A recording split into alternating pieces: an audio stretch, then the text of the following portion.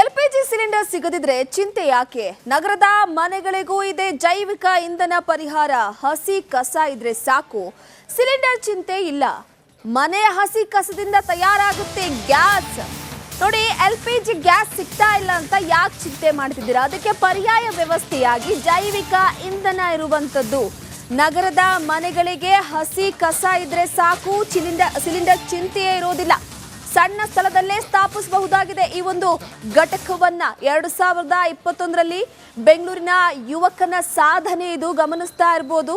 ಒಂದು ಕಡೆ ಇದು ಜೈವಿಕ ಇಂಧನ, ಇದರ ಮುಖಾಂತರವಾಗಿ ಅಡುಗೆ ಕೂಡ ಮಾಡಬಹುದು. ಅಂದ್ರೆ ಚಿಕ್ಕ ಸ್ಥಳ ಇದ್ರೆ ಸಾಕು, ಈ ಒಂದು ಜೈವಿಕ ಇಂಧನವನ್ನ ಬಳಸ್ಕೊಳ್ಬಹುದು.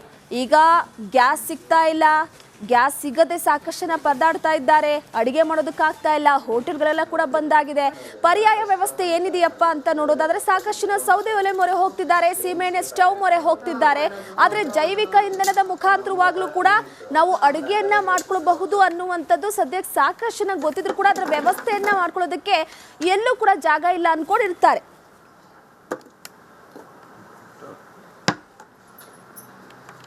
2021ರಲ್ಲಿ ಪ್ರಾಜೆಕ್ಟ್ ಸ್ಟಾರ್ಟ್ ಮಾಡಿದ್ದು. ಬೇಸಿಕಲಿ ಪ್ರಾಜೆಕ್ಟ್ ಬಂದು ಬಯೋಗ್ಯಾಸ್ ಪ್ಲಾಂಟ್ ಅಂತ. ಸೊ ಹೇಗೆ ವೆಟ್ ವೇಸ್ಟ್ನ ನಾವು ಅವಾಯ್ಡ್ ಮಾಡ್ಬೋದು, ವೆಟ್ ವೇಸ್ಟ್ನ ಹೇಗೆ ಪ್ರಾಸೆಸ್ಸಿಂಗು ಆನ್ ದ ಪ್ಲೇಸ್ ಮಾಡ್ಬೋದು. ಬಟ್ ಅದಕ್ಕಿಂತ ಮುಂಚೆ ತುಂಬ ಇದೆ. ಅದನ್ನು ಇನ್ನೊಂದು ಬ್ರೌನ್ ಮ್ಯಾಟರಲ್ಲಿ ಹಾಕ್ಬಿಟ್ಟು ಮನೇಲೆ ಕೊಳೆಯೋ ಥರ ಮಾಡೋದು, ಅದೆಲ್ಲ ಪ್ರಾಕ್ಟಿಕಲಿ ತುಂಬ ಕಷ್ಟ ಆಗ್ತಾಯಿತ್ತು.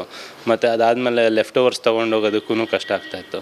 ಸೊ ಇದರಿಂದ ನಾವೊಂದು ಯೋಚನೆ ಮಾಡಿದೆ ಅಂದರೆ ಬಯೋಗ್ಯಾಸ್ ಪ್ಲಾಂಟ್ಸ್ ಹೇಗೆ ಮಾಡ್ತಾರೆ, ಇಲ್ಲ ಸರ್ಕಾರ ನಮ್ಮಿಂದ ಇಲ್ಲಿಂದ ತೊಗೊಂಡೋಗ್ತಾರೆ, ಅದನ್ನು ಹೊರಗಡೆ ತೊಗೊಂಡೋಗಿ ಏನು ಮಾಡ್ತಾರೆ ಅಂತ ನೋಡಿದಾಗ they put it in big biogas plants. So ಈ biogas plant is a technology, anaerobic technology ಅಂತಾರೆ. So anaerobic digestion in the absence of oxygen. So ನಮ್ಮ ಹೊಟ್ಟೆ ಒಳಗಡೆ ಎಲ್ಲ ಹೇಗೆ ಡೈಜೆಷನ್ ಆಗ್ತದೆ, ಸಿಮಿಲರ್ ಟೆಕ್ನಾಲಜಿ. ಸೊ ಈ ಅನರೋಬಿಕ್ ಡೈಜೆಷನ್ನ ನಾವು ಚಿಕ್ಕದಾಗಿ ಮಾಡಿದ್ರೆ ಹೇಗಿರುತ್ತೆ, ಅದು ಪ್ರಾಕ್ಟಿಕಲಿ ವಯಬಲ್ಲ, ಮನೆಗಳಲ್ಲೇ ಅದನ್ನು ಇಡೋದಕ್ಕಾಗುತ್ತಾ ಅಂತ ನಾವು ಫಸ್ಟು ಡ್ರಮ್ಸಲ್ಲೆಲ್ಲ ಟ್ರಯಲ್ ಮಾಡಿದ್ವಿ. ಸೊ ಅದಾದಮೇಲೆ ನಮಗೊಂದು ಗ್ರ್ಯಾಂಟ್ ಸಿಕ್ತು. So we made a device. ಬೇರೆ ಎಲ್ಲದಕ್ಕೂ ಡಿವೈಸ್ ಇದೆ, ಕೂತ್ಕೊಳ್ಳೋಕೆ ಚೇರ್ ಇದೆ, ಮತ್ತು ಫೋನ್ ಯೂಸ್ ಮಾಡೋದಕ್ಕೆ ಎಲ್ಲ ಥಿಂಗ್ಸು ಎವಾಲ್ವ್ ಆಗ್ತಾಯಿದೆ. ಬಟ್ ಡಸ್ಟ್ಬಿನ್ಸ್ ಏನೂ ಎವಾಲ್ವ್ ಆಗಿಲ್ಲ. So we still keep only 2 bins ಅಷ್ಟೇ ನಾವು ಇಟ್ಕೊಳ್ಳೋದು ಕಲೆಕ್ಟ್ ಮಾಡೋದಕ್ಕೆ. ಅದನ್ನು ಎಫೆಕ್ಟಿವಾಗಿ ನಾವು ಕಲೆಕ್ಟ್ ಮಾಡೋಕ್ಕಾಗ್ತಾ ಇಲ್ಲ. ಸೊ ಹಾಗಾಗಿ we made a new dustbin. So that wet waste ಹಾಕೋದಕ್ಕೆ, ಅದಕ್ಕೆ ರಿವಾರ್ಡ್ ಆಗೋದಕ್ಕೆ ಅಂತ you get energy. It's a basic process. So ನಮ್ಗೆ ಅದರಲ್ಲಿ ಮೀಥೇನ್ ಎಮಿಟ್ ಆಗ್ತಾಯಿತ್ತು. ಸೊ ಆ ಮೀಥೇನನ್ನು ನಾವು ಎರ್ಗನಾಮಿಕಲಿ ಒಂದು ಇಂಡಸ್ಟ್ರಿಯಲ್ ಗ್ರೇಡ್ ಬಯೋಗ್ಯಾಸ್ ಬಲೂನ್ನ ಯೂಸ್ ಮಾಡಿ ಸೊ ಅದನ್ನು ಕ್ಯಾಪ್ಚರ್ ಮಾಡ್ಕೊಂಡ್ವಿ. So it's giving great results.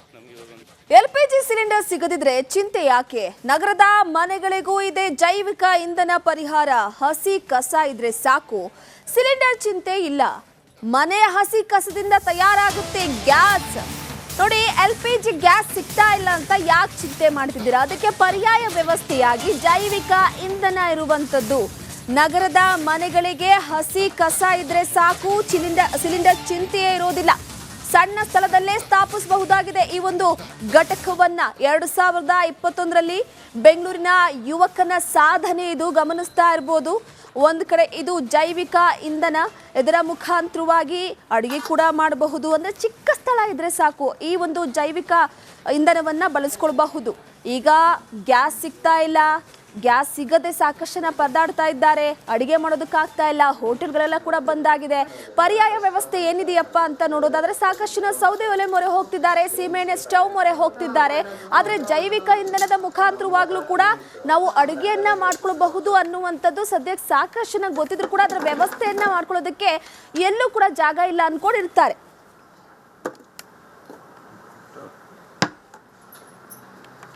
Two 2021ರಲ್ಲಿ project start ಮಾಡಿದ್ದು. ಬೇಸಿಕಲಿ ಪ್ರಾಜೆಕ್ಟ್ ಬಂದು ಬಯೋಗ್ಯಾಸ್ ಪ್ಲಾಂಟ್ ಅಂತ. ಸೊ ಹೇಗೆ ವೆಟ್ ವೇಸ್ಟ್ನ ನಾವು ಅವಾಯ್ಡ್ ಮಾಡ್ಬೋದು, ವೆಟ್ ವೇಸ್ಟ್ನ ಹೇಗೆ ಪ್ರಾಸೆಸ್ಸಿಂಗು ಆನ್ ದ ಪ್ಲೇಸ್ ಮಾಡ್ಬೋದು. ಬಟ್ ಅದಕ್ಕಿಂತ ಮುಂಚೆ ತುಂಬ ಇದೆ. ಅದನ್ನು ಇನ್ನೊಂದು ಬ್ರೌನ್ ಮ್ಯಾಟರಲ್ಲಿ ಹಾಕ್ಬಿಟ್ಟು ಮನೇಲೆ ಕೊಳೆಯೋ ಥರ ಮಾಡೋದು, ಅದೆಲ್ಲ ಪ್ರಾಕ್ಟಿಕಲಿ ತುಂಬ ಕಷ್ಟ ಆಗ್ತಾಯಿತ್ತು. ಮತ್ತು ಅದಾದಮೇಲೆ ಲೆಫ್ಟ್ ಓವರ್ಸ್ ತೊಗೊಂಡೋಗೋದಕ್ಕೂ ಕಷ್ಟ ಆಗ್ತಾಯಿತ್ತು.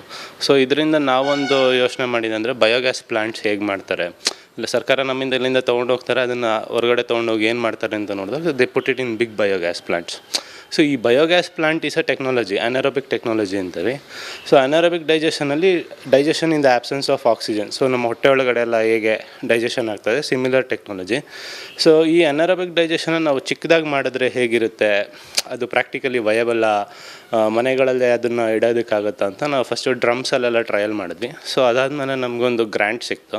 So we made a device, ಬೇರೆ ಎಲ್ಲದಕ್ಕೂ ಡಿವೈಸ್ ಇದೆ, ಕುತ್ಕೊಳ್ಳೋಕೆ ಚೇರ್ ಇದೆ, ಮತ್ತು ನಾವು ಫೋನು ಯೂಸ್ ಮಾಡೋದಕ್ಕೆ ಎಲ್ಲ ಥಿಂಗ್ಸು ಎವಾಲ್ವ್ ಆಗ್ತಾಯಿದೆ. ಬಟ್ ಡಸ್ಟ್ಬಿನ್ಸ್ ಏನೂ ಎವಾಲ್ವ್ ಆಗಿಲ್ಲ. So still keep only 2 bins ಅಷ್ಟೇ ನಾವು ಇಟ್ಕೊಳ್ಳೋದು ಕಲೆಕ್ಟ್ ಮಾಡೋದಕ್ಕೆ. ಅದನ್ನು ಎಫೆಕ್ಟಿವಾಗಿ ನಾವು ಕಲೆಕ್ಟ್ ಮಾಡೋಕ್ಕಾಗ್ತಾಯಿಲ್ಲ. ಸೊ ಹಾಗಾಗಿ we made a new dustbin so that wet waste ಹಾಕೋದಕ್ಕೆ, ಅದಕ್ಕೆ ರಿವಾರ್ಡ್ ಆಗೋದಕ್ಕೆ ಅಂತ you get energy. It's a basic process. So ನಮ್ಗೆ ಅದರಲ್ಲಿ ಮೀಥೇನ್ ಎಮಿಟ್ ಆಗ್ತಾಯಿತ್ತು. ಸೊ ಆ ಮೀಥೇನನ್ನು ನಾವು ಎರ್ಗನಾಮಿಕಲಿ ಒಂದು ಇಂಡಸ್ಟ್ರಿಯಲ್ ಗ್ರೇಡ್ ಬಯೋಗ್ಯಾಸ್ ಬಲೂನ್ನ ಯೂಸ್ ಮಾಡಿ ಸೊ ಅದನ್ನು ಕ್ಯಾಪ್ಚರ್ ಮಾಡ್ಕೊಂಡ್ವಿ. So it's giving great results. LPG cylinder ಸಿಗದಿದ್ರೆ ಚಿಂತೆ ಯಾಕೆ? ನಗರದ ಮನೆಗಳಿಗೂ ಇದೆ ಜೈವಿಕ ಇಂಧನ ಪರಿಹಾರ. ಹಸಿ ಕಸ ಇದ್ರೆ ಸಾಕು, ಸಿಲಿಂಡರ್ ಚಿಂತೆ ಇಲ್ಲ. ಮನೆ ಹಸಿ ಕಸದಿಂದ ತಯಾರಾಗುತ್ತೆ ಗ್ಯಾಸ್. ನೋಡಿ, LPG ಗ್ಯಾಸ್ ಸಿಗ್ತಾ ಇಲ್ಲ ಅಂತ ಯಾಕೆ ಚಿಂತೆ ಮಾಡ್ತಿದ್ದೀರಾ? ಅದಕ್ಕೆ ಪರ್ಯಾಯ ವ್ಯವಸ್ಥೆಯಾಗಿ ಜೈವಿಕ ಇಂಧನ ಇರುವಂತದ್ದು. ನಗರದ ಮನೆಗಳಿಗೆ ಹಸಿ ಕಸ ಇದ್ರೆ ಸಾಕು, ಸಿಲಿಂಡರ್ ಚಿಂತೆಯೇ ಇರೋದಿಲ್ಲ. ಸಣ್ಣ ಸ್ಥಳದಲ್ಲೇ ಸ್ಥಾಪಿಸಬಹುದಾಗಿದೆ ಈ ಒಂದು ಘಟಕವನ್ನ. 2021ರಲ್ಲಿ ಬೆಂಗಳೂರಿನ ಯುವಕನ ಸಾಧನೆ ಇದು, ಗಮನಿಸ್ತಾ ಇರ್ಬೋದು. ಒಂದು ಕಡೆ ಇದು ಜೈವಿಕ ಇಂಧನ, ಇದರ ಮುಖಾಂತರವಾಗಿ ಅಡುಗೆ ಕೂಡ ಮಾಡಬಹುದು. ಅಂದರೆ ಚಿಕ್ಕ ಸ್ಥಳ ಇದ್ರೆ ಸಾಕು, ಈ ಒಂದು ಜೈವಿಕ ಇಂಧನವನ್ನ ಬಳಸ್ಕೊಳ್ಬಹುದು. ಈಗ ಗ್ಯಾಸ್ ಸಿಗ್ತಾ ಇಲ್ಲ, ಗ್ಯಾಸ್ ಸಿಗದೆ ಸಾಕಷ್ಟು ಜನ ಪರದಾಡ್ತಾ ಇದ್ದಾರೆ, ಅಡಿಗೆ ಮಾಡೋದಕ್ಕಾಗ್ತಾ ಇಲ್ಲ, ಹೋಟೆಲ್ಗಳೆಲ್ಲ ಕೂಡ ಬಂದಾಗಿದೆ. ಪರ್ಯಾಯ ವ್ಯವಸ್ಥೆ ಏನಿದೆಯಪ್ಪ ಅಂತ ನೋಡೋದಾದ್ರೆ ಸಾಕಷ್ಟು ಜನ ಸೌದೆ ಒಲೆ ಮೊರೆ ಹೋಗ್ತಿದ್ದಾರೆ, ಸೀಮೆಎಣ್ಣೆ ಸ್ಟವ್ ಮೊರೆ ಹೋಗ್ತಿದ್ದಾರೆ. ಆದರೆ ಜೈವಿಕ ಇಂಧನದ ಮುಖಾಂತರವಾಗ್ಲೂ ಕೂಡ ನಾವು ಅಡುಗೆಯನ್ನ ಮಾಡ್ಕೊಳ್ಬಹುದು ಅನ್ನುವಂಥದ್ದು ಸದ್ಯಕ್ಕೆ ಸಾಕಷ್ಟು ಜನ ಗೊತ್ತಿದ್ರು ಕೂಡ ಅದರ ವ್ಯವಸ್ಥೆಯನ್ನ ಮಾಡ್ಕೊಳ್ಳೋದಕ್ಕೆ ಎಲ್ಲೂ ಕೂಡ ಜಾಗ ಇಲ್ಲ ಅನ್ಕೊಂಡಿರ್ತಾರೆ.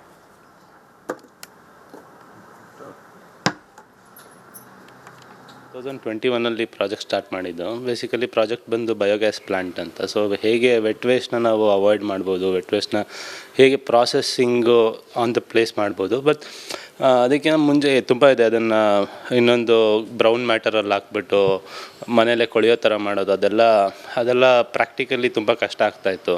ಮತ್ತು ಅದಾದಮೇಲೆ ಲೆಫ್ಟ್ ಓವರ್ಸ್ ತೊಗೊಂಡೋಗೋದಕ್ಕೂ ಕಷ್ಟ ಆಗ್ತಾಯಿತ್ತು.